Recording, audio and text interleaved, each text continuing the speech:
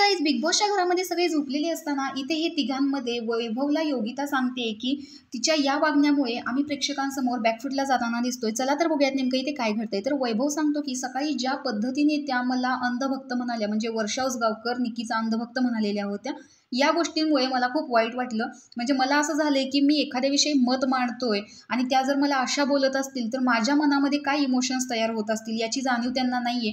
त्यावरती गीता म्हणते की हो, त्या गोष्टीवरती मी डिफेंड नाही करणार आणि निखिल सुद्धा या गोष्टीला सहमत होतो. त्यानंतर योगिता सांगते की पण एक गोष्ट तर खरी आहे, ती खूप भांडल्यामुळे सगळ्यांना बोलते आणि त्यामुळे आम्हाला तसा तो रिप्लाय नाही देत, त्यामुळेच आम्ही प्रेक्षकांच्या समोर बॅकफुटला जाताना दिसतोय. खरं तर हा मुद्दा मलाही नाही कळला, मी तुम्हाला सांगण्याचा प्रयत्न करते. तर वैभव म्हणतो की तुला वाटत असेल की आम्ही तिला सांगतोय, प्रत्येक गोष्टीमध्ये साथ देतोय, पण असं नाही, आम्ही तिला खूप समजावत असतो. पाहिजे तर तू निखिलला विचारतो, बऱ्याच वेळ आमच्यासोबत बसलेला आहे.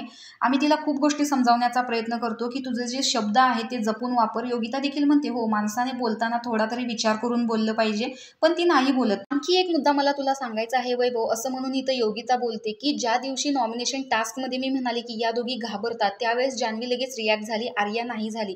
पण हे आमच्या तिघींचं बोलणं होतं, घरामध्ये दुसराच दिवस होता आणि मी तर पूर्ण एकटी पडलेले होते आणि जान्हवीने सांगितले की आता आपण एकत्र मिळून खेळूया. त्यावेळेस मी हो म्हणाले, कारण मला फ्रेंडशिपची जास्त गरज होती, मी एकटी पडलेले होते.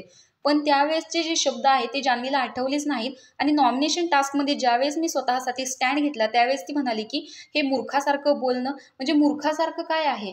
त्यावेळेस आर्या तिथे काहीच रिॲक्ट नाही झाली, कारण तिला माहिती होतं की हे आपले शब्द आहेत. पण त्यावेळेस ती जान्हवी ज्या पद्धतीने रिॲक्ट झाली, मला ते बिलकुल नाही आवडलं. इथे प्रत्येकजण चुकला तर मी गप्पच बसेन, प्रत्येकाने स्वतःसाठी स्टँड घ्यायचा आहे आणि हे जान्हवीचे शब्द जे आहेत ते विकेंडला बाहेर निघाले पाहिजेत असं मला मनापासून वाटतं आणि हे विकेंडला बाहेर पडलं तर चांगलंच होईल असं इथे वैभव देखील म्हणतो. तर तुम्हालाही वाटतं का की या दोघींमुळे योगिता हे बॅकफुटला जाताना दिसत आहेत? तर तुमचं मत हे कमेंट बॉक्समध्ये नक्की सांगा आणि अशाच अपडेटसाठी आपल्या चॅनेलला सबस्क्राईब करा. बाय.